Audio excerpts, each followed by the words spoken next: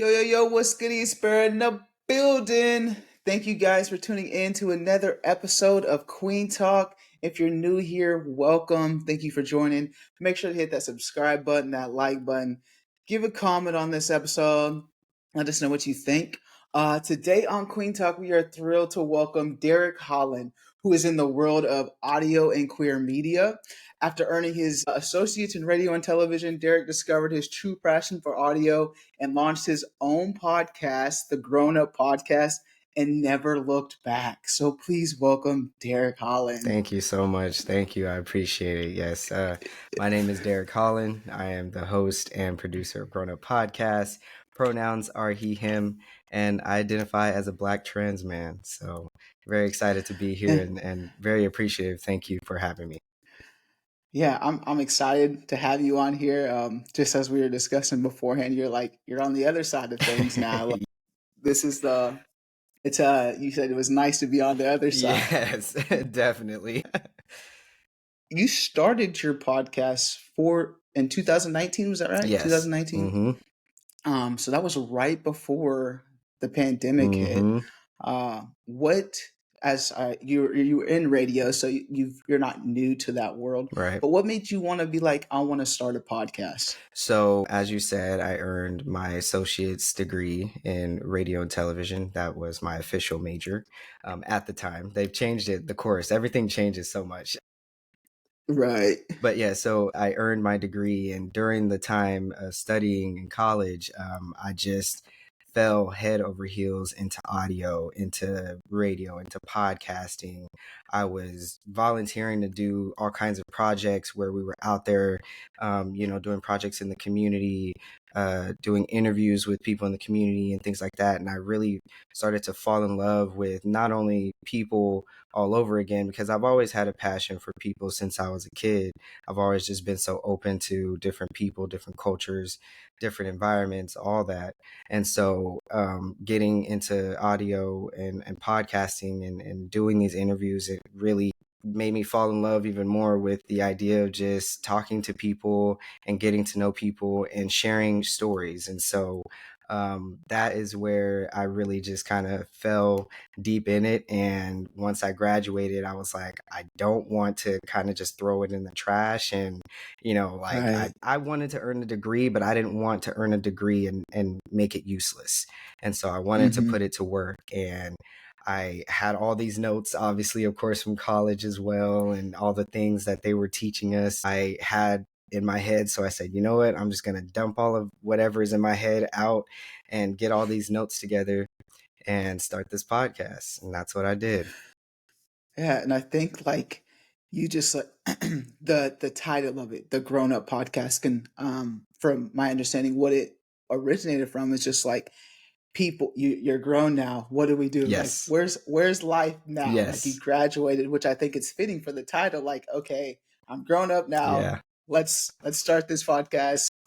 Yes. So I love that concept. Thank you. Of what you're doing. Thank you. When it came to that, what have you learned just like in your own journey of just growing up? Life be lifing. It indeed be lifing. I can certainly tell you. I mean, obviously, like throughout these 4 years of producing the podcast, I have gotten married, I've gotten divorced, and I've gotten remarried. So, just that in itself is very telling as far as how things can change so quickly in your life and how you just have to continue to adapt and grow and reach a new potential of who you can be every single day. And so it's been a battle. I'm not gonna lie. Like, it's been a battle. Yeah. It's been a mental battle. It's been emotional, spiritual battle. I constantly say that a lot in my podcast. But coupling that with transitioning, I started transitioning about 2 years into the podcast. And so coupling that with transitioning, it's been like a whirlwind of relearning myself, relearning who I want to be, and then kind of falling in love with who I was, and being okay with who I was, because honestly, I wasn't.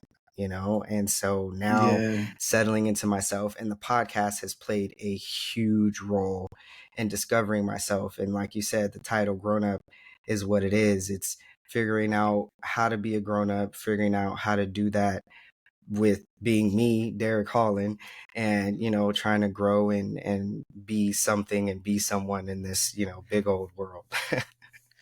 Yeah, it is. I can relate to that with just like I just started this podcast at the beginning of this year, but just starting this, I'm all like, I think when you do, it's like a journal in itself. Yeah. So it creates your own Mm, growth, and it just makes you like look inside, like especially when you're talking to other guests and you hear their stories and you relate and you're mhm. like, okay, and it just, especially being like a queer person, like I was telling you before, like I'm from Kansas, Yeah. so the black queer people here is very scarce, Yeah. and so seeing people that look like me, I mean, I'm having to search and seek for it outside of where I stay. Mhm. So doing that and learning from other people is just like creating growth within myself too. Yeah, So honestly, like that's literally what I've been doing for the past 4 years, is connecting with so many people and hearing so many other stories that are pretty similar to mine, and some that are different, that allow me to think and be like, okay, that's a new experience.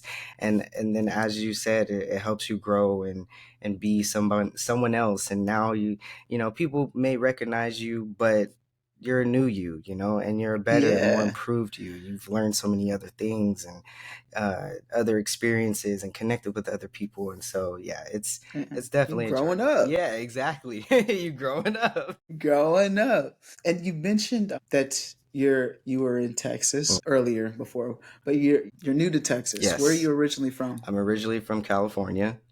Okay. Yeah. Originally from Cali. Oakland, but I moved to Stockton, and I lived there pretty much like for the rest of my life until I moved out to Texas now. But yeah, Cali, I miss it every day. I'm sure you do. So you started your podcast journey while you were in Cali then? Yes, I did. I started while I was in Cali, while I was married to my previous wife, and it was interesting to say the Yeah. least. So when you moved to Texas, you were transition like you just like uprooted like the podcast too. Have you always did like the podcast in your home setting? Yeah, I always did it in my home. I never did got like a computer setup or anything. I had purchased my MacBook in college, and I just been kind of rocking with it. And so when I got a mic, I was like, okay, all right, I'm getting somewhere. This is Okay, this pretty much yes. like all you do is press record, and I think I'm in there. And so when I got a couple episodes in, then you start to build that confidence. You know what I mean? You start to build that Hmm. confidence. You start to get that repetition in, and you're like, okay, like I can do this. And that's when I upgraded to this mic that you see on the screen now, and that gave Looking me, nice, yeah, looking nice. thank you. Yes, And it looks gave me good. even more of like a confidence booster of like solidifying, I'm here and this is what I want to do and this is my passion. And so, I just kind of been hitting the ground running, and just every year just evolve and just make sure that I'm catering to myself and the podcast in the best way possible. Yeah, yeah, you're doing a great job. Thank you. And now, you're a producer at E3 Radio, Yes. right? Yes. Okay. So is this what do you do your podcast full time and then you do that as well, or do you Yes. do something else? Yeah. So your podcasts are full time? Yeah. Well, I mean, I'm a lot of things full time. I hear I hear that. Hear that. Pretty much, well, I have a full-time job, a regular full-time job, and that's, Okay, so you do have a full time yeah. job. So, being independent, you got to support everything. You are the Yeah. the monetary sustaining of everything that's going on. And so, and also for me, I really want the podcast to be my passion. Like, of course, I would love to get money from doing this, of course, but I want to reiterate that podcast is something that I love so much, and I would do it for free, as I'm already doing now. And so Hmm. getting money from it would just be an additional bonus. And so I have a full-time job, I have full-time podcasts, and I also produce at the radio station. Yeah, how has that experience been for you, producing the E3 radio, which is dope. Like It's been so fun. It's been so fun. E3 Radio is a family. They welcomed me with open arms. I literally Mhm. went to a podcasting conference, and that is how I got in touch and got to know about E3 Radio. The owner, founder, Nice. she had went to the conference as well, and it was interesting because I had actually attended the conference virtually, Oh. connecting with people. And this is important because any medium that you, whether it's in person, whether it's online, social, whatever, you can connect, and I want to make Hmm. that very important for people to understand. And so when I went to this conference virtually and I was able to connect with not only her but all these other people, I was like, wow, like it just opens your mind and expands to all the kinds of opportunities that are out here that we may not understand that we can explore. And so Yeah. when I got connected with Anna Deshawn, who's the founder of E3 Radio, Thank you for name dropping. I was like, name. eventually, I got you. Anna Deshawn, please go check her out. Yes. She is the founder. She is incredible. She's also the host of Queer News podcast. So please go check that out as well. Yeah. And we had a meeting, and she was just so full of life and so welcoming and open arms and huge heart. And I just kind of shot my shot essentially. And I was like, hey, I'm a podcaster, but I love radio. It was essentially really my first love, radio. I did radio shows in college. I loved it, and I would love to, get in on the radio thing if it's possible. She was like, duh, of course. That's Like, we can awesome. always That's use awesome. more people with other skills and all of that. And so, it was kind of history from there, and we've just been having meetings and rocking since. So it's been so fun. And I was actually able to show up to an event that she put on with the whole E3 Radio family, and they also have a app called the Cube app. And Right, so right. I was just yeah, so it was like a launch party. It was a listening launch party, and I was able to show up, and everyone was there, and it was like, wow, like I'm That's here, dope. That's and it's dope. in That's Chicago. dope. And yeah, it was, yeah. Have you seen the Alexander Hamilton the musical? Have you seen Yes, that? yeah. So it's like, I was just in the room Yeah. where it happened. That's how I feel right now. That's how I feel right now. Yeah, totally. I want to be in the room. I want to be in the room where it Yeah. happens. And Most that's definitely. awesome. You mentioned the Cube app, which in an interview that I seen with you and Anna, like you DM'd her, right, for Yes. your podcast to be on the Cube app, and is that where that connection started? Is just that first DM? Yeah, it was the first DM of being like, "Hey, I want the podcast to expand." Essentially, ever since I started the podcast, I knew that I wanted to expand, and to Mm-hmm. a lot of mediums. I don't want to just be in the mainstream, which is like Apple Podcasts, Spotify. Of course, you want to be Mm-hmm. there, but it's important to Right. spread the wealth, and there's a bunch of other things out here that you could give you opportunities, like I said. So I Mm-hmm. DM'd, hey, would love for you to check out the podcast and whatnot. It was around the time that they were trying to get podcasts together so they can do the launch. And she said she listened to it, checked it out, she loved it. And I was like, Hell yeah, we in there. right. I was like, we totally in there. It was crazy. It was such a crazy feeling. And yeah, it was literally history from there. And, that's when I had the That's meeting so and all dope. that. Yeah. Yeah, congratulations on all. Thank That's you. that's really Thank you. nice. And so now you're in Texas, and you're still doing that. Yeah. How's life in Texas for you now? Whew, it's been a whirlwind. Yeah. Yeah, it's been such like a culture shock. Like the change has been pretty crazy. I've been here for I think like 9 months now or something like that. Okay, And fresh, yeah, fresh. very fresh face. Yes. Excuse me. Who said that it takes at least 2 years to get kind of accustomed to a new area and really like uprooting from state to state for sure. Yeah, And that makes so, sense. right. So I was like, okay, like I took that advice into consideration and waited with everything that has been happening, which has felt like hell, like raining down on me, like rocks just, coming down. But, Mm-hmm. you know, I've gotten closer to God at the end of last year. And so I just been staying prayed up, trying to implement more meditating, just get a lot of emotional regulation in, and, just kind of take the Texas experience for what it is. And even Yeah, though it's been mostly negative, certainly the positive always comes after the negative. So I just been keeping my head for up sure. and, trying to connect out here. It's kind of hard though, to be Yeah, honest. it is hard. It's hard to connect with people just like being an adult Yeah. too. It's like Oh, you get I it. don't know if you like go out often, but I'm not really the person that likes to go out every weekend. So it's like, how do you find friends at this age that we can network and grow together? You get it. You get it. Yes, that is so crazy. I was just having this conversation with my wife. Like, I literally don't have any friends. I'm just not, I'm just put it out. I don't have any friends out here in Yeah. Texas. And that is literally due to like, how do I do this? Like, how do I know that these are the kind of adults, grown-ups that have good standards, more like things that you actually have to Yeah. care about now as a grown-up. Like, as a kid, you didn't care. You're like, just, yeah, let's play hopscotch Right. together or whatever. Like, like, this is so For fun. real though. But now it's Yeah. like I feel like majority of the time people are like, let's take a shot together. It's like, I don't always want to do that though. Like, so Right. Yes. what else can we do? And so it's quite difficult to like connect at face to face, I would say, and being an Yeah. adult and trying to figure that Are out. you an introvert too? Yes, Yeah, totally. me Like, too. I'm an extrovert in ways, but I have to be Right. comfortable, but other than I'm in the house. I'm a podcaster, for Christ's sake. Like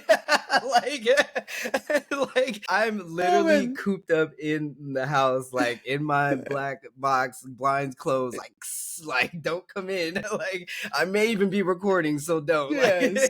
That's funny. Yeah. Yeah, I am too, but this podcast has actually made me like a little bit more comfortable with being like extroverted in like the outside settings just because like if I see somebody that's a person of color and I may think they're queer, I'm talking to you. Like Yeah. before I Yes. wouldn't do that. Yes. But now I do it because one, like I don't have a lot of queer friends too, but I want you on the podcast too. Yeah. So like Yeah. come Right. so it's like a good conversation starter for me now. Yes. That's where I find like a lot of people that I connect with in the friendship adult space is people that come to be on the podcast, and then I'm like afterwards, hey, you want to be friends?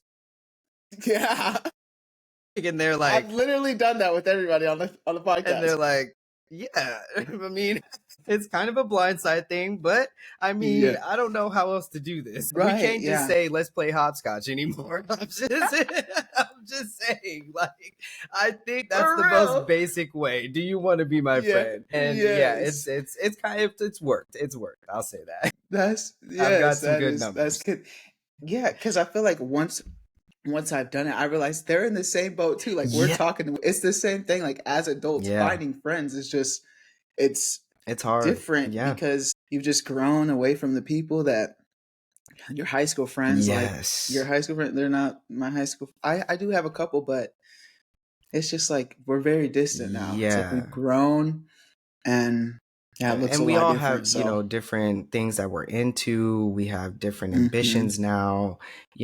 Some of us have gotten married, some of us are single forever or whatever. It's just and the mental mindset, you have to I'm a firm believer in having people in your circle that have the same type of mindset as you. And literally, I'm in the season right now of finding the people that have that same mindset as me, because I think it's important.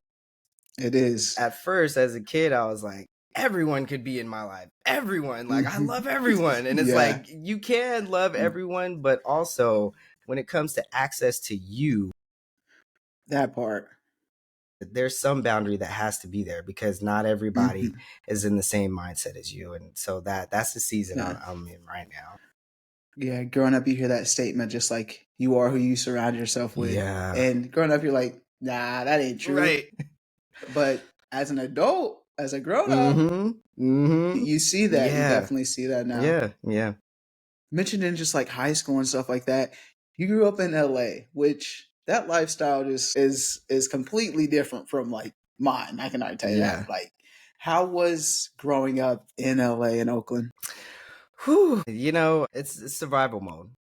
I'll say that. Okay. And it's a survival mode that sticks with you throughout your life, that you have to get to the season where you're like, okay, this is something that have to work on, because survival mode is not a good mode to be in, honestly. You're not Right. Yeah. really living. And I Mm-hmm. could constantly feel that throughout my life. And even when, my mom moved us from Oakland and moved us to a new area that she felt may was going to be better for us, but even that turned out to not be the greatest. And so trying to get out of that survival mode thing is very, very, very, very difficult.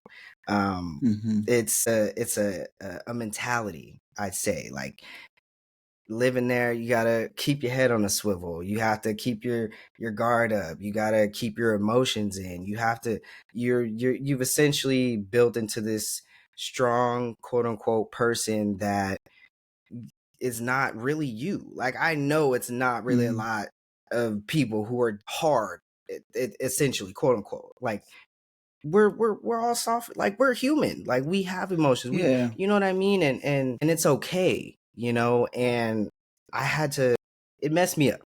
It messed me up, Yeah. essentially trying to be someone I wasn't. I'm not a hard, quote unquote, person. I'm not a, keep my walls up and I'm not like that. I'm very much open. I love y'all. I love you, like, and I had to embrace that as a grown up and understand that that was okay to do that as a grown up. Yeah. And, now I'm just making the choices that I want to make that feels great for me, and not keeping that mentality, on me. I'm trying to shake that off of me, because it's not, Yeah. it's not healthy.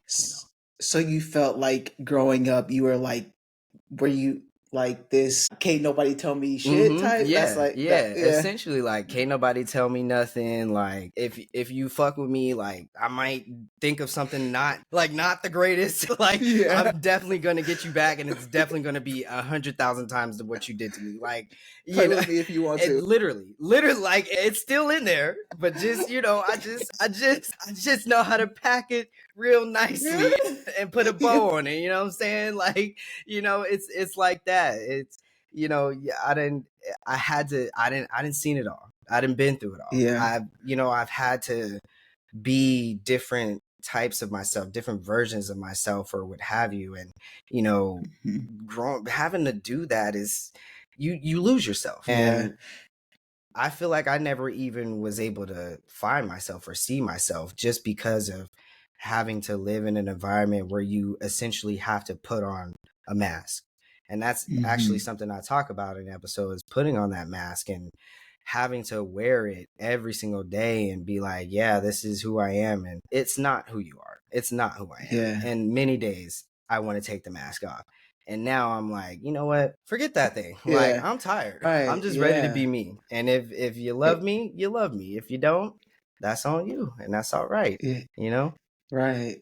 Did you grow up being more like masculine, like all Yeah. the time, or Yeah. yeah? I definitely grew up, like, a lot of people would say tomboyish, or what have Hmm. you. So I definitely grew up like tomboyish, but say I was people pleasing to my family. And so Mm. I was like teetering, you know. Like, today I have a slight, and I can admit this, I have a slight envy for, mass presenting. I'm like, damn, I wish I was so bold. But I also know that I actually didn't really love myself. I didn't Mm. really see who I wanted to see when I looked in the mirror. So I know that played a huge part. And Mm. so, and I also feel happy that people are able to do that and be themselves. And so, I teetered a lot. Of course, my mom wanted me to put the dresses on for the certain occasions, or what have you. And, Hmm. my dad wanted to see the dress in certain occasions, or heels, or, but um, I try. Did you give in? Did you do it? Of course, Okay. yeah, I was the Yeah. people Yeah. pleaser. Like, yeah, like, I was a people pleaser. But as I got older, like high school, like junior year, senior year, I was trying to discover my voice. I was trying Hmm. to say, hey, this is what I do like. But I was also hesitant about it. I was a very hesitant child. I was very scared of my emotions, because I had to put on this hard mask and, bottle my emotions up and be like, don't nobody fuck with me, and all this. And it's like, I didn't really need to do that, but now we're here, so it is what it Yeah. is. So when you were like trying to discover yourself in like the later years of your high school, is this like when you were open and you start dating females or Yeah, so pretty much my whole life was females. okay. So you started dating at a young age? Yeah. Okay.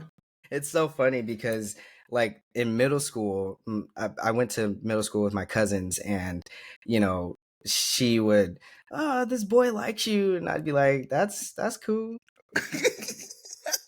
That's what's up. And like, her and all of her friends would be like, let's set them up, and I'd be like, so like, on to the next Does he topic, have a or sister? like, you're right, like like, I'm just not interested. Like, it's just not there. And Yeah. so when I got to high school, I was like, oh yeah, it's my choice. Yeah. Like, I hugged this girl and it made me feel like this. What's up? Like, oh, you talking back Yeah. to me? Oh, you like me now? Well, what's up? Like, yeah, this is my realm. Did you see a lot of that in like your high school and stuff like that too? Like it was open, like Yeah. because you went to, I Yeah. assume you.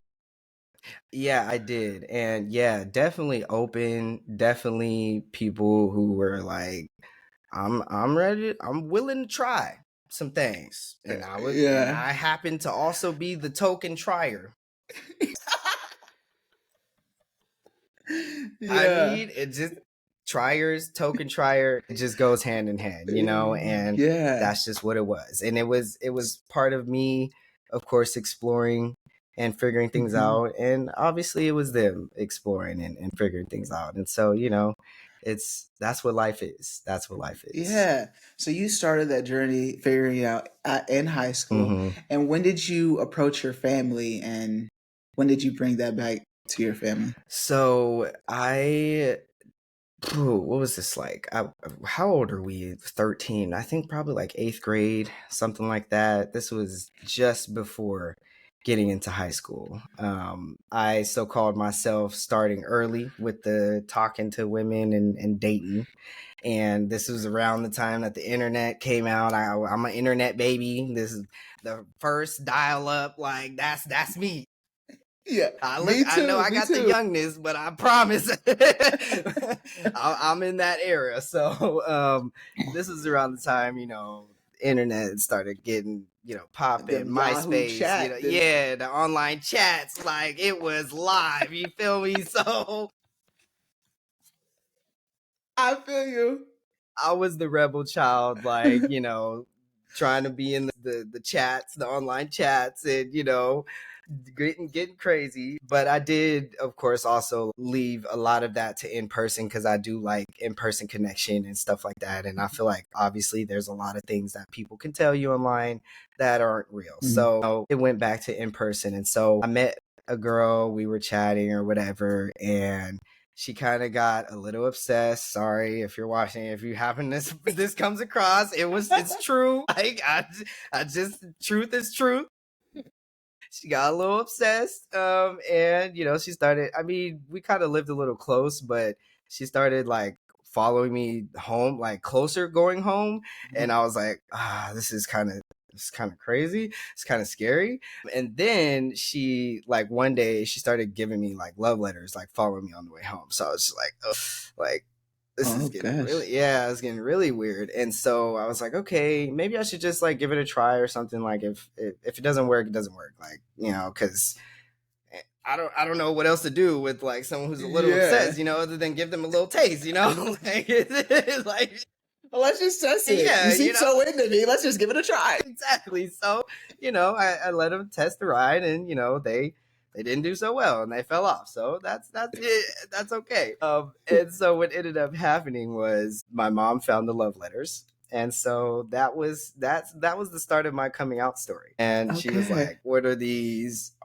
And that I got pulled down for the talk, and she kind of told me about the lifestyle, quote unquote, and how I couldn't possibly fathom the lifestyle, and that I couldn't possibly be feeling into into my coming out story.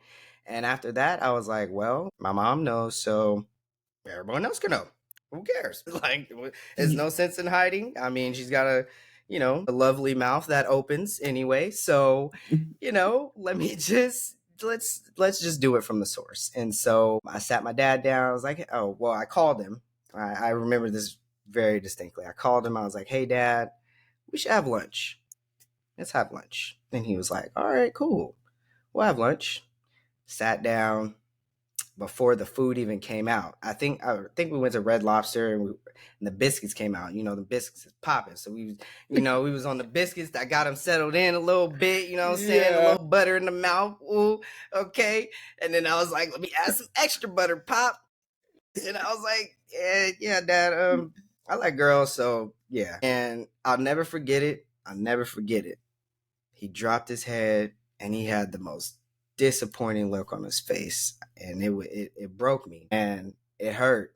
And I was like, damn, I can't never tell this man nothing again, or trust this man, with my emotions ever again. And my mother, for that was a big, huge, pivotal moment in my life, as far as like opening up and understanding that it actually is okay to open up, but you have to, Right. there's a better way, or there's a better conversation to be had, or what have you. But my parents weren't the greatest at communicating, so I'm trying to learn that now. And at the time, it was just like, I've always just been like, well, the ball is dropped, so I don't know. That's Yeah. what it is. So that was really my coming out story. And then, of course, everyone just found out from there, so it was easy. Yes, like that's like courageous of you to just like, hey, let's go sit down in person. Yeah. Because I'd have been like, yeah, on the phone, just like, I ain't got to see the reaction. Just That what's hilarious, and the kicker to that is that because essentially I had a second coming out story. And Mhm. my second coming out story was kind of like that. I dropped a podcast episode, and I expressed all of my bottled up feelings about everything I've been feeling leading up to the point of knowing the decision that I'm making. And I had wrote a letter to my dad at the end of that, and I read it, and I cried. It was ugly and it was horrible, but it was also great and fulfilling and uplifting and freeing. And that was my way of re-coming out and not doing Yeah. it to their face. Yeah. Because do you have a relationship with them now? We're working on it. Yeah. It's been a up and down relationship Hmm. for the longest time I can remember. And, partly on their end, partly on my end. And at the end of the day, I just had to be like, look, I'm on this journey of healing and understanding myself. And so in the same space, I have to heal from them and understand them, and know Hmm. that they're humans too, and they had choices and decisions to make. And even though they weren't the greatest, and they didn't help the greatest for me, that's okay. Life turns out the way it is, and the journey is going to journey, and you gonna keep pushing on. And so we're working on it. We've started slow, and slow and steady wins the race, I think. So we're getting Yeah. there. As long as you're moving, can't Exactly. be. Yeah, I've we talked about this on Queen Talk in the past. It's just like when we do give our parents that information, we battle it with Hmm. ourselves, right, before even saying the word. So how can we tell our parents and not have them battle something, Yeah. like, so it's like giving them that grace and time that we had to have for ourselves Hmm. as well. Also, like, now that we have come to it, we can't sit in that while you figure it out. Hmm. Just know, like, we're here, and we're trying to move forward. So Yeah. Yeah. I know what you're saying about that. Like, it's a tough. It's a tough battle. It is. And you're married. Yes. You're married Yes. twice. Yes. Was your family involved in that at all? Neither time. No. Neither time. Okay, so it's not even there yet. No. I mean, Okay. they know of, but when it comes to my personal, I think I've always been extremely, extremely protective of it. I've always had, even family, anybody, I've had walls on my personal life. Like, we got it. Like, I'm an open book, and of course you can know, like, of course, whatever you want to know, but getting close, like, let you into the door. Yeah. I gotta look through the peephole for a really long time. And your energy gotta radiate through that peephole for me to be like, okay, I think you good. And Yeah. I love my family. Unfortunately, they just have never given me the energy that I felt would be okay to parlay in my space. So, and that's okay. That's okay. So I didn't involve them in my previous wedding, and I didn't involve them in my wedding now. And I'm okay with that, and they've expressed that it may sting a little, and I ain't gonna lie, I'm glad. Because I'm sorry, I'm glad, because that's what I want you to feel. If I'm being frank, I want you to feel like that, because I want you to feel like I'm not as involved. Like, that's strange. Like, why am I not as involved with someone that we share the same blood? Or, you know what I mean? Like, it's really a thought process. And, I don't hate them. I'm not doing it to spite them or anything, but that's just, it's about you. It's not about them. That part. Exactly. And especially that day. And if they're not accepting of you and your partner, why would you want to? Exactly. Like, if I don't think you're going to bring the good, you're not going to be welcome. That's just simple as that. Yeah. The married life. How is the married life for you? The married life. The second time around is way, way better. That's good. That's good. And I'm not saying, because of the person, but it's just the growth and the learning that I've had, from the previous experience. It has been tremendous in who I am today and who I am continuing to develop into. And it plays such a huge role into the development of my manhood as well now. And, she's incredibly supportive. She's been incredibly supportive. She's been there to, like, literally right. Like, I hadn't even started taking tee shots yet, Okay, so I was going to ask that. We started dating, like, right when I had made the decision and I was going to start appointments, and, we met and sparks flew.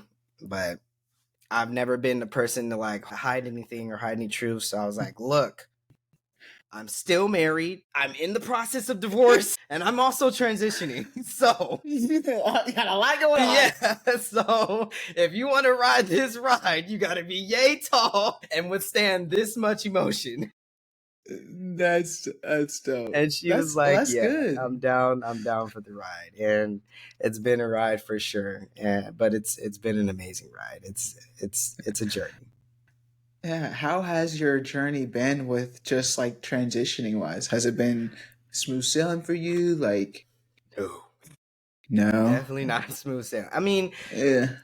if I'm kind of, taking the microscope and peeling it back a little bit, essentially smooth sailing, like, medically, yes. The start of it, medically, was very much smooth sailing. I can give props to California and their support, for trans people.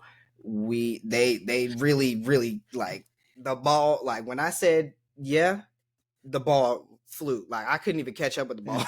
In California, for real. I'm like, hold on, like, wait. They're like, okay, so they set up appointments, they ask up, okay, yeah, no, and it's like, I understand it, because yes, I know that this is the choice I make. I know what I'm doing, this and that, but the process is like, okay, yeah, we agree with you. And it's like, what? You support me?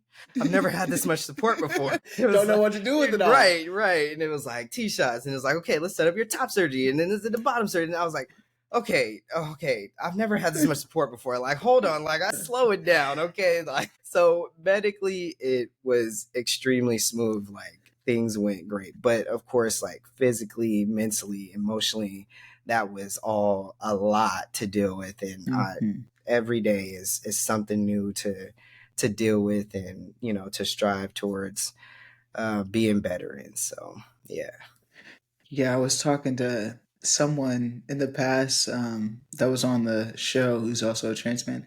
And I don't even know why I never thought of it, but you guys are literally going through puberty again. Yeah. It is. And willingly putting yourself through puberty again. Literally. As a grown up. So it's like, man, all the life shit you're dealing with now, like as a teenager, it was enough. But now. Listen. I literally have this conversation with my wife all the time. It's so funny. Like, when it comes to like the facial hair, like, of course, that's like a huge thing, at least for, I would say, a lot of us. But for me, it's a huge thing for me. And like, because part of it is like genes, part of it is, of course, like not being on T for that long. And it's just so much. So it's just like being misgendered just based off my facial hair is like, like you don't even know how hard it took me just to grow the patch. Like I'm literally in puberty. Like, it's coming. Like, help me. Like, it's an interesting experience for sure. I could say that. How has your partner been supportive of your journey? She's my only friend. Literally, like my best friend. She has been there when I started taking my T shots. She has helped me with getting comfortable with taking the T shots. She was there for my top surgery. She was there for the entire process, like appointment, drop me off, pick me up, take care of me after A1 day one. Like, she was there. She's been there for everything, literally every appointment. She's like, I want to come. I need to know. That's good. And it's been hard for her though, because of course, like I said, the medical thing has been smooth, but mentally, emotional, physical, spiritual, all of that is constantly being tested with the hormonal change. Like, like right now, I'm trying to get my medical so that I can restart T-shots. I only had enough to be able to last me for so long moving out here, and now I gotta redo a whole medical, history and get a new doctor and like all of that. And you have to do all that because you moved. You can't just transition over because you went to a new state. Nope. So I had Kaiser for forever because my parents, they got some pretty decent jobs. And at 26, of course, that ended. And then I had to get my own kind of medical, of course. So I was doing that. But then I got fired and I lost my job. But it was actually like the best thing that ever happened because I got to get on Medi-Cal. And then I also got to stay with Kaiser through Medi-Cal. So it was all like, okay, it was cool. Like, and that's really how my medical journey was smooth sailing, because Kaiser, they were on top of it. They were like, okay, let's get these appointments going. Let's get you approved for this. Let's get this, like, super supportive of the whole process. And so when I moved, all of that was out the window, gone, just exploded. So it's like I essentially got to start over. And, it's not something that I've like even thought about or harped on. It's just like, it's something that just happens in your journey, and you just have to move accordingly and not let it affect you. And, it's interesting because something like this would totally affect the old me, like totally ruin my brain, but meditating, praying, real good. Yeah. So, like, I'm trying to understand, why couldn't you just move to Texas, keep your information there, and just continue to get it from Cali? I wish I knew. Okay. Yeah, I mean, literally, like when I moved here, well, because I was with Kaiser and Kaiser's not everywhere, so we're just starting with that. Kaiser's not everywhere, and they're definitely not in Texas. So even if, trying to move the medical for Kaiser, I would have been butt out anyway, because Kaiser's not here in Texas. And so actually I was at the time trying to find a different provider, because I was trying to get away from Kaiser. And it just kind of all fell in line of like, just move. Like it was just move, like the environment was telling me to move. My body was telling me to move. God was telling me to move. The journey was telling me to move. And it wasn't for me to worry about the details. It wasn't for me to worry about, how I was going to, where I was going to live, how I was going to get approved for it. If my car was going to get repo or whatever, I really feel like this season of my life and this part of the journey is not for me to wonder and shoulda, coulda, woulda about. It's like I got to take my hands off of this, because for so long, me having my hands on the plan, quote unquote, or my plan, quote unquote, it hadn't worked for me. Right. And so I was like, okay, let me try. I'm trying something new here. I'm lifting my hands up. I'm going to where it feels good to be at. A lot of people gave me the side eye, like, Texas?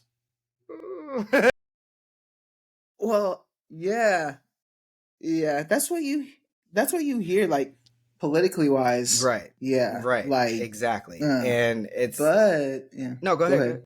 No, look, we're so polite. I had my cousin, she's from Texas. She lives there. And I thought the same thing too, but she was just like, there's so many people that are actually open in Texas. You just don't see it in the policies. Yeah, and that's totally the vibe I'm getting. And it's like, I mean, despite everyone being mad and angry, like for traffic and all that, despite that, like everyone is actually like pretty open and like open to just having conversations, not for their mind to be changed, but they're open to conversation, and they're open to perspective. And that's like all you need, honestly. As long as you're open to something, you can get anywhere with that. So, I've been having my little conversations and trying to spread my little wisdom here and there and see what I can see what God has brought me here to Texas for, like you have to. Have you experienced I think what's it called? The gay street. There's like there's a whole street. I forgot what she said it was called, but no, but clearly I've been sleeping. Yeah, she said there's like a whole like strip that has like a whole bunch of just like it's all gay right there in that area. What? She lives in like the Fort Worth, Dallas area. Okay, yeah, I got you. So I live in the Houston area, and yeah, and it sucks. But shout out Houston, though. Shout out. It sucks for me. Y'all are good. Love y'all. But people have been telling me like Dallas is like the area to be at, and especially for sure for us, queer folk, much more welcoming. So I've been talking to wifey like, hey, and it's let's check out. Is your wife from Texas? Is that why we're both from California. Okay, so y'all both just up and moved to Texas. What brought you to Funny story. we were actually talking about like moving, and I was telling her like, hey babe, like I really just feel like we got to get out of here. Like, of course we had both I've been living in Stockton for a while. She grew up, born and raised. And so I was like, look, I'm ready to go. Your hometown, love, but listen, there's more out here to see. There's more out here to do. And I promise I won't steer us wrong. And so she was like, all right, babe, I trust you. And I was like, lit. So when we got married, we were back and forth. It was a lot of things going on around the time that we had got married. Her aunt had got sick, and she lives in Vegas. And so that was one of the places that we were like wanting to go to and move to. So we were like, oh God, is this a sign? Like, you making our aunt sick so we can go and move out there, and then we had also had a friend come, and, we were all like getting closer to God, together. And he was saying like, oh, I have some opportunities in Texas, and you should come. And I was like, God, what are you saying? Split up me and wifey? Like, hold on, like, Yeah. her go to Vegas and take care of her aunt and me to Texas, or like, what's going on? So I was like praying and trying to figure it out. And then literally just at the last moment, after we got married, we had took a trip to Texas. We came here for a week, and part of it was to go to the church that I was interested in and I had just joined. And so I wanted to show up in person, and we had got baptized that weekend and everything. So it was really nice, like a renewing to our marriage, our relationship, and things like that. And we liked it. The little preview that we had, it was a facade, but we liked it. And it was like, cool, great, awesome. So, we were like, well, let's do it. Texas, we're on the way. So we packed up everything, sold everything, drove back, and we planted here. And it's, it's been a ride since we got here. And that 2 years settling in thing that I mentioned before. Yeah. Yeah. So you mentioned church and your spirituality. Did you go to that church now? You said it was a facade, or do you go? No, yeah. I still go to the church now. I like to check out different things. And so although I am at that church, I go to that church, I do watch other churches, and I do, I've never been the type of person that's been like stuck to one thing, because I'm always a skeptic. So I'm always like, when's the ball gonna drop? Even in religion, like, it's just, and it's not even like religion itself, obviously, because God is the religion, but it's the religious gathering. Like, it's the people. It's like, it's always like, are you using the word what it's supposed to be, or you trying to use it against me, or what's going on here? Like, and the pastor gets up there and he's doing his thing. Is it a light switch and you're, oh yeah, we kumbaya, and then when pastor leaves, then it's like, I got my stuff, you got your stuff, like, yeah, brother, sister, God bless, like, but I'm gonna go do me. And it's just like, I'm trying to find my place in the spiritual space and in the church and whatnot, because I grew up, of course, going to church like a lot of Black folk. We, grandparents say put those grandbabies in there, even though we fall asleep and they kick us up, whatever, it's all right, as long as you in church, little baby. And so I grew up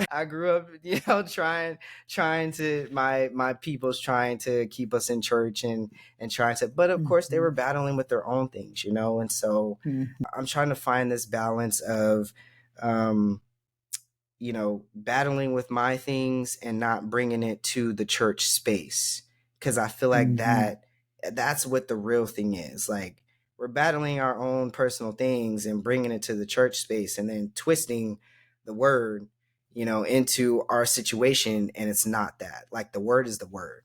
What God said is what he said.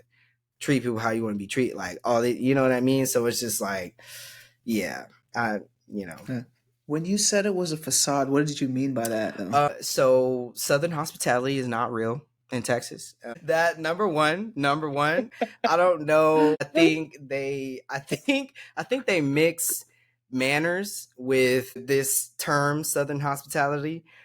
Sir and ma'am, like, that's manners to me. Like, that's just, a simple matter of courtesy or manner, something like, thank you, sir, thank you, ma'am. Professional in some light, I think they cross that with Southern hospitality. And it's like, I can see that. I can see that. you get what I'm saying? It's just, it's not like, it's not given that, it's given, you're polite and you have manners, but you have no home training. Like, it's like the whole thing. It was just like, you got the sir and ma'am, and then everything after that was like, do what you want. And it's like, fuck you, like, you're an ass, like, get out of my way, I'm gonna beat your shit up. And like, it's like, whoa, like, what happened to the Southern hospitality? out the window, it's gone. Like, wow.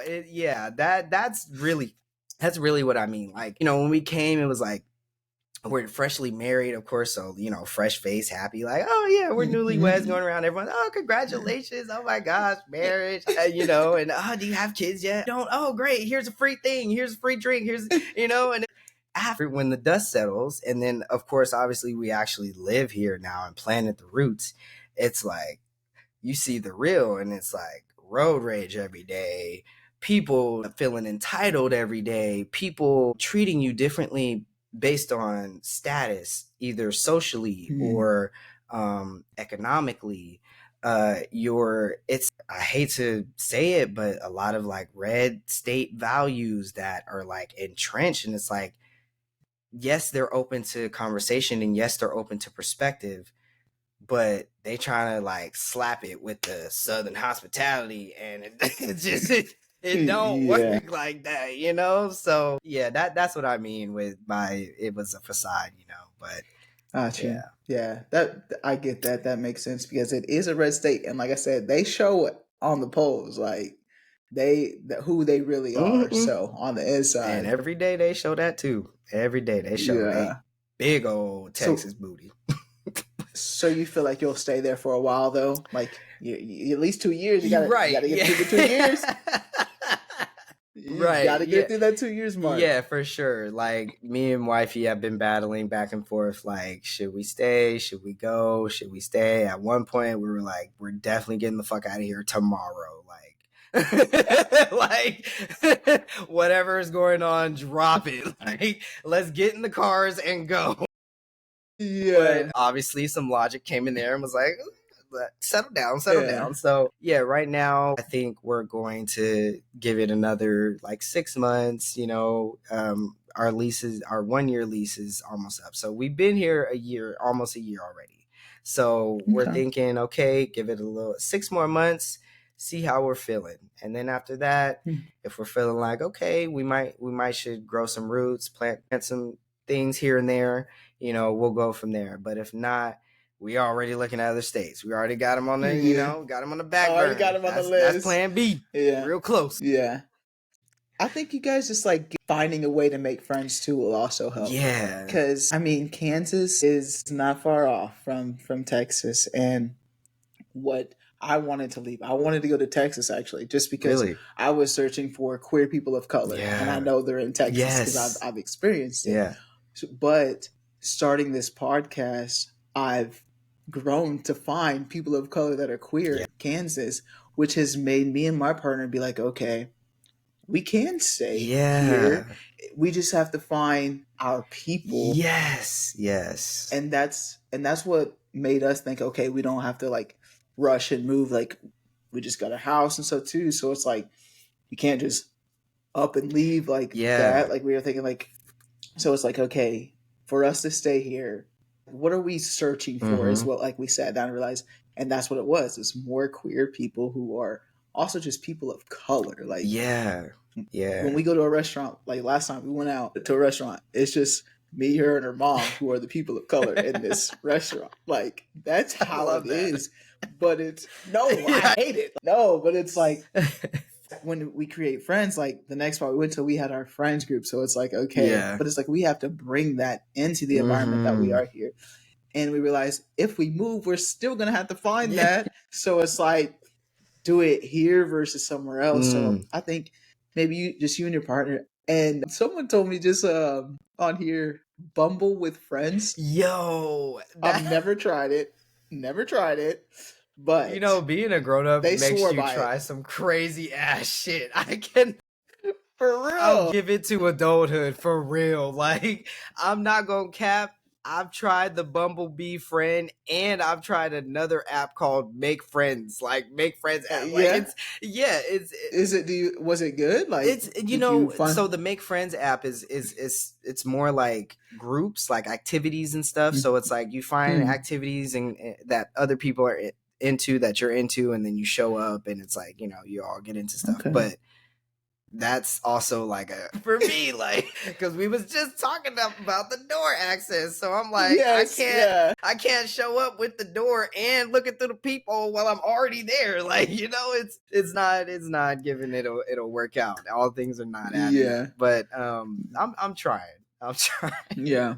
It's tough. Yeah. I think that though, the point that you made about finding your people and your community has come up so much for us, for sure, in a lot of our conversations, like, and definitely for me, because like I told you, I have zero. Like, I have the people that I've connected with through the podcast that live here, because I happen to move closer to some of those people, but they're all of them are artists, so they're like in the studio.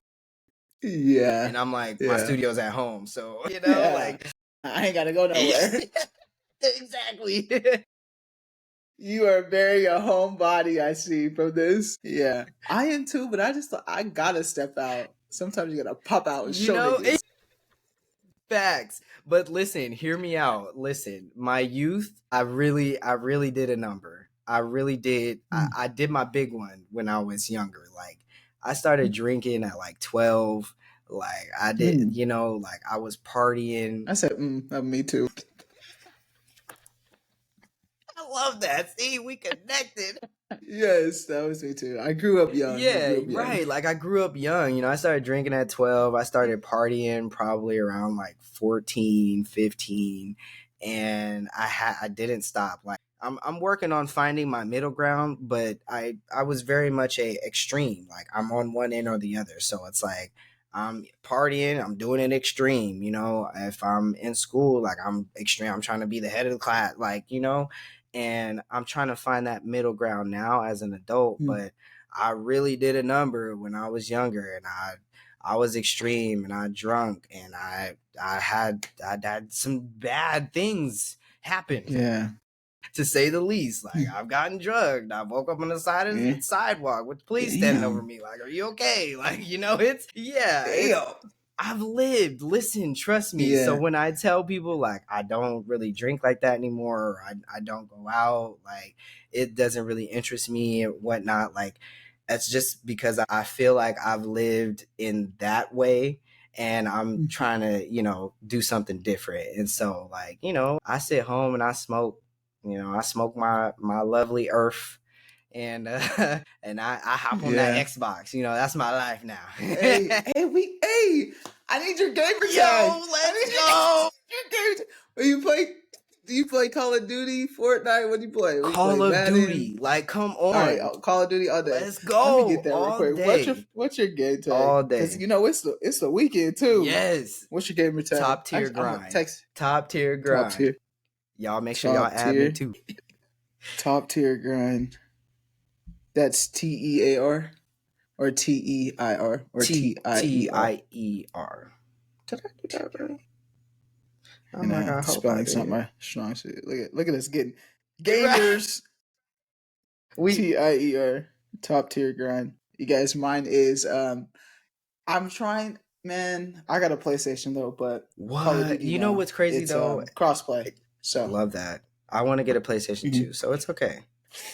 Yeah, we're gonna be gamer friends, to tell you that. I need it. I need it, because listen, like I said, you need the people that are similar to you. So let me just disclose this: if we play games together, my crew that I play with, they're shit talkers. Like, specifically my brother, he thinks he's top freaking notch, and he just talks so much shit. So just beware. Okay? It's all good, because listen, I play with my wife's dad. Okay. Yeah. So, and he's definitely and his son, which is her brother. So it's real fam shit talking up in there. Yeah. And I'm not the greatest either. Like, I try. Me neither. We right here, like, I try, but listen, I also work. I'm a podcast. It's so much, like, but I get my stuff in. You know what I'm saying? Don't downplay. I was late to the game. Yes, I was late to the game. That part. But yeah, I got you locked in. Let's now. Go. I got the PlayStation over there. We go. You said you mentioned, like, so you're pretty close with your partner's family then, like they're really involved with everything you guys got going on then? Yeah, they're definitely involved. They were at the wedding. My wife definitely was not going to have it if her family wasn't there. She has a big family. She has 11 siblings on her mom's side and 5, I think, on her dad. I gotta get it right. Are you an only child? I wish. Not I I love my brothers. I, no, but it's funny because it's felt like I'm the only child because we've always all done our own thing, literally. Like wish.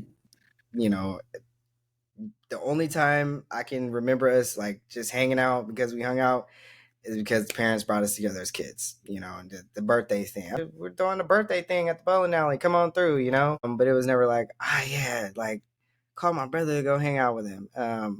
So that's why it's like, it does kind of feel like I'm an only child, but no, I'm definitely not.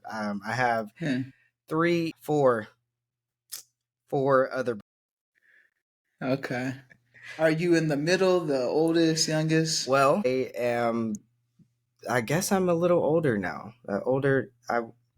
It's complicated. Listen, hear me out. So I have a younger brother that I just had a conversation with my father, and it was a huge thing, and we were unaware that like he was our little brother, really, essentially, like Mm. just be frank, and so it was always like a really like strange energy in the air, to say the least. It's like I'm hanging out with my other three older brothers, and that would make me the youngest technically. And so then the little brother comes in, and it's like he came in, but then he kind of disappeared, and he went and did his own thing like all the other of us. And so like I don't really know him as well or at all, if any. And so I'm the middle brother now. It's Okay. I'm getting used to the change. Yeah. Like I would used to be the youngest, but now it's like I guess I'm an older brother now. Yeah.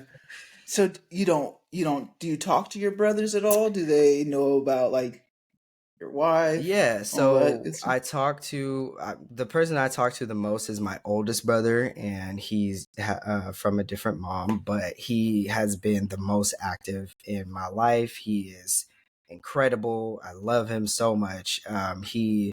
He's a rapper, a producer. He's an actor. I just went to go see him on Broadway. I'm so proud of him. Like he's got so many accomplishments, and I look up to him so much. And he's the reason why I'm, you know, as creative and really honing in on that. So he's the one I talk to the most, and then my other 2 brothers, they do their thing. So love them Mm-hmm. from a distance. Um, so yeah, I mean, we've tried to talk to each other, and as much as we can throughout the years. But like I said, we've all just really done our thing, and that's Yeah. kind of just how we grew up. Like it's like everybody just kind of do your own thing, just try and make it. Mm-hmm. Just try to make Mm-hmm. it. Yeah. Yeah, life be life and sometimes and you Life just in. create that distance without even trying to, especially Exactly. if you Yeah. don't live in the same Yeah, state. for sure. I really love that you said that because, my oldest brother growing up, like, he had a different mom. And so, of course, he had a different way that he grew up environmentally wise and everything else. And so, when I was, I don't know, I was very, very young. He was already like in high school and like going overseas to, you know, do the traveling and all of that. And then, after that, he went straight into college, and he stayed in college, and he was on the East Mm. Coast in college. And it's just like, it was like the years just stretched us further and further and further. And it's like I probably seen him once every 5 years or so. And Mm. when I went to go and see him on Broadway, that was the first I had seen him in like 6, 7 years. And so Oh wow. yeah, yeah. I mean, we try Yeah. as much as we can and talk on the phone and text, but it's just like you said, life be life, and that's what it is. So, Yeah, it does. you know, It does. yeah, Life do be life and yeah. where do you see the grown up podcast going now? Like what does the future hold for that? For this little baby, Yeah, I know that's what I be calling Queen Talk.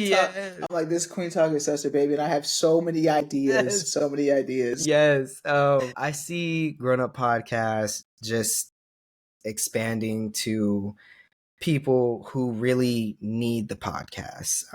I put the podcast on for myself, but I really do it for others. You know, I want other people to have the light shine on them and know that there is support for them, unwavering support. Like I support everyone, literally. Like whoever you are, you could be old, young, you could whatever. Like I support you in your passion. Unless you're Trump.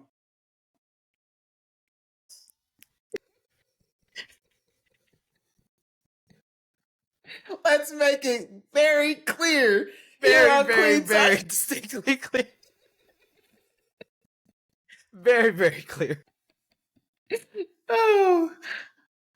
Yeah. Unless you're Trump. But yeah, I support those who have a passion, and their passion also helps others, you know. And so I see the podcast growing into something that is hugely supporting, and hopefully changing some lives, you know. Hopefully some of the perspectives that I share on there can help other people look into their life and be like, maybe there's something that I can, you know, switch up with myself, or you know, try something different to be better, or you know, maybe even get into any of the job titles that of people that I've had, you know, on the podcast, get interested in that. You know, maybe a young person 18 listens and they're like, oh, this is interesting career, or this is an interesting conversation, or you know, I just hope that it's changing lives and helping in the way that it should be, you know. Yeah, and I love the concept of it. Like I was on my like 2 episodes ago. I was just like talking about how life is right now, and Yeah. just like as an adult, and how you want to just like have certain conversations with friends, but we all have our own problems, and just life be life, and just Yes. growing up, you want to just like have that connection and Mm-hmm. stuff with them, but it's you have to figure what it looks like. Mm-hmm. Yeah. Yeah, that's like the kind of the concept of my artwork, it being like a crinkled piece of paper, because I feel like that's kind of like what we are. We're all crinkled pieces of paper trying to iron out, you know, the lines and the, you know, perfections, but at the end of the day, this is who we are. We're the crinkled piece of paper and we're just trying to figure it out, you know. So, Yes, I love that. I love that. Derric, man, this has been great. This has been great. I just have one more question for you. Well, besides that, is there anything in your story that maybe I left out or we didn't discuss that you want to talk on? I mean, I think you hit it all, honestly. Like this has Uh, been a great conversation. It's been such an honor. Your energy is really, really dope. Like I I definitely enjoyed my appreciate time. that. I appreciate that. Derric, what would you like to leave the audience with today? Ooh, I love that question. I want to leave the audience with love, with light, with positive energy, and with a perspective that I'm a human, just like you're a human, and we're all going through what we're going through. But at the end of the day, I'm here for you. And, you know, you can reach out to me. My line is open outside of the podcast. But if you do want to be on the podcast, you can always send in a guest form. You know, just try to stay positive in your life and in your journey, and know that wherever you are in that journey, in this very day, in this very moment, and whenever you listen to this, you're okay. You're okay. And you are a good person, and you're going to continue to be a good person, and you're going to change some lives. Yes, I love it. I love it. Derric, this has been awesome. Like this the conversation. I got Likewise. a new Call of Duty Man, buddy. we We about to run in it there. up. It's over. In there. Yeah. Just thank you so much again for saying yes to being on my podcast. Absolutely. I didn't know I'm not scared to like reach out to people, but I know like we all got a lot going on and stuff. So for you to take your time out of your day on this morning, I just really appreciate it. Absolutely. And it's my pleasure. I love your podcast. I will be signing up. I'll fill out my guest form on your podcast. Come on. To get on there as well. And I just, thank you so much just for what you're doing for the community too, just being that representation. Absolutely. That is very needed. Thank you so much. Thank you. I appreciate your words. I receive them so much. They right here. Yes. But thank you again. Thank you guys for tuning in to another episode of Kueen Talk. Make sure, if you don't already, hit that subscribe button, that like button.